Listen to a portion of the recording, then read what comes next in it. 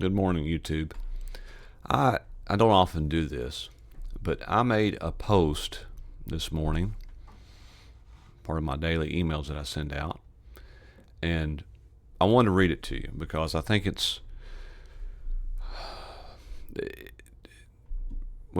just going to read it to you. I want you to see what I said here, and I'll discuss a little bit more after I read it. Are you on the wrong side of revenue? Here's the story. As I was sitting there thinking about how lucky I was to be working as an intern while still in engineering school, it happened. A salesman walked into the office. He was a respectable gentleman, nothing of note in regards to his appearance. Obviously, he had made an appointment to speak with my boss, otherwise, he would not have been allowed on the property. It was when he sat down on the other side of my boss's desk and began his sales presentation that my ears perked up. I began to listen in.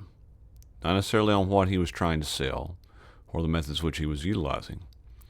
No, I was listening to the fact that he was selling. I looked down on him, filled with my smug, smarter than thou, I'm an engineer complex. I looked down on the man for selling. It wasn't in a cruel way. I remember vividly thinking, gosh, I sure am glad I don't have to do that for a living. I couldn't stand having to do what that guy does. Just look at how he got rejected. Those are the thoughts of a young man who knew much, but was lacking in wisdom. Here's the thing. I know for a fact I was not alone in casting judgments upon the humble salesman. Looking back, it is clear to me now that my thoughts about the man and the sales pitch he gave was an adequate declaration of my fear and cowardice. My judgments about him had nothing to do with him. They were a reflection of me. I was scared to do what he did. I would not want to have to feed myself that way. I would not want to be rejected. Yet I looked down on him. That event colored my view of salesmen for many years. Unfortunately, I didn't become wise about sales until much later. Engineering is a bewitching profession. One gets to build what they desire, others admire and praise you for it, all the while receiving just a little more compensation than your other counterparts who work with you. The accolades and your own ego blind you to the fact you are on the cost side of the ledger. There's little which can be done to expand your contribution to an organization. You're an engineer. You are an expense. That salesman whom I looked down upon so many decades ago understood something which took me years to learn. The largest rewards occur on the income side of the ledger. Does that mean every person should quit their job and go sell boats? Of course not. However, it should make you look for opportunities which will allow you to participate on the income side of the scale. I wrote that post this morning. I got to thinking about that story. I think about it often. It's one of those things that helps give clarification as to what you should do. I know there's many people out there that are struggling. Should I continue in sales? Should I go into sales?